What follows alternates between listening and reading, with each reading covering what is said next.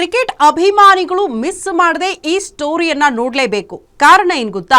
Chinnaswamy stadium ಬಳಿ ಕಾಲ್ತುಳಿತ ಉಂಟಾಗಿ 11 ಜನ ಮೃತಪಟ್ಟಿದ್ದಾರೆ. 35ಕ್ಕೂ ಹೆಚ್ಚು ಜನ ಗಂಭೀರವಾಗಿ ಗಾಯಗೊಂಡಿದ್ದಾರೆ. ಈ ಪ್ರಕರಣ ಆದ ಬಳಿಕ ಸರ್ಕಾರದ ಮಟ್ಟದಲ್ಲಿ ಅತಿ ದೊಡ್ಡ ಚಿಂತನೆ ಆಗ್ತಾ ಇದೆ. ಆ ಚಿಂತನೆ ಏನು? ಅದಕ್ಕೆ ಸಂಬಂಧಪಟ್ಟಂತಹ ಮಾಹಿತಿಯನ್ನ ನಿಮ್ಮ ಮುಂದೆ ಇಡ್ತಾ ಇದೀವಿ. ಕ್ರಿಕೆಟ್ ಫ್ಯಾನ್ಸ್ಗಳಿಗೆ ಈ ಕ್ಷಣಕ್ಕೆ ಇದು ಶಾಕಿಂಗ್ ನ್ಯೂಸ್. ಕಾಲ್ತುಳಿತ ಪ್ರಕರಣದ ಬಳಿಕ ಮೇಜರ್ ಡಿಸಿಷನ್ ತೆಗೆದುಕೊಳ್ಳೋದಕ್ಕೆ ಸರ್ಕಾರ ಮುಂದಾಗ್ತಾ ಇದೆ ಅಂತ ಬಿಗ್ ಬದಲಾವಣೆಗೆ ಸರ್ಕಾರ ಚಿಂತನೆ ನಡೆಸಿದೆ ಅನ್ನುವಂತಹ ವಿಚಾರ. ಬೆಂಗಳೂರಿನ ಚಿನ್ನಸ್ವಾಮಿ ಸ್ಟೇಡಿಯಂ ಬಂದ್ ಆಗುತ್ತಾ? ಇಂಥದ್ದೊಂದು ಪ್ರಶ್ನೆ ನಮ್ಮನ್ನ ಕಾಡ್ತಾ ಇದೆ. ಕಾರಣ ಸರ್ಕಾರದ ಮಟ್ಟದಲ್ಲಿ ಇಂಥ ಚಿಂತನೆ ಆಗ್ತಾ ಇದೆ ಅನ್ನುವಂತಹ ವಿಚಾರ. ಚಿನ್ನಸ್ವಾಮಿ ಸ್ಟೇಡಿಯಂನಲ್ಲಿ ಇನ್ನು ಮುಂದೆ ಕ್ರಿಕೆಟ್ ನಡೆಯೋದು ಡೌಟಾ? ಚಿನ್ನಸ್ವಾಮಿ ಸ್ಟೇಡಿಯಂನಲ್ಲಿ ಇನ್ನು ಮುಂದೆ ಮ್ಯಾಚ್ಗಳು ನಡೆಯೋದು ಡೌಟಾ? ಕ್ರಿಕೆಟ್ ಅಭಿಮಾನಿಗಳಿಗೆ ಇದರಿಂದ ನಿರಾಸೆ ಆಗುವುದು ಖಂಡಿತಾನಾ?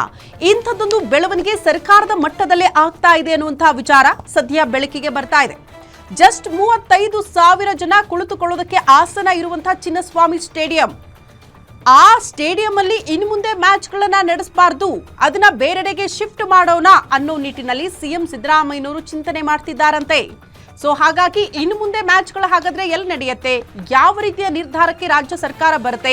ಕ್ರಿಕೆಟ್ ಅಭಿಮಾನಿಗಳ ಅಭಿಪ್ರಾಯ ಏನಾಗಿರುತ್ತೆ? ಇದೆಲ್ಲವೂ ಕೂಡ ಸದ್ಯ ಇರುವಂತಹ ಕುತೂಹಲ.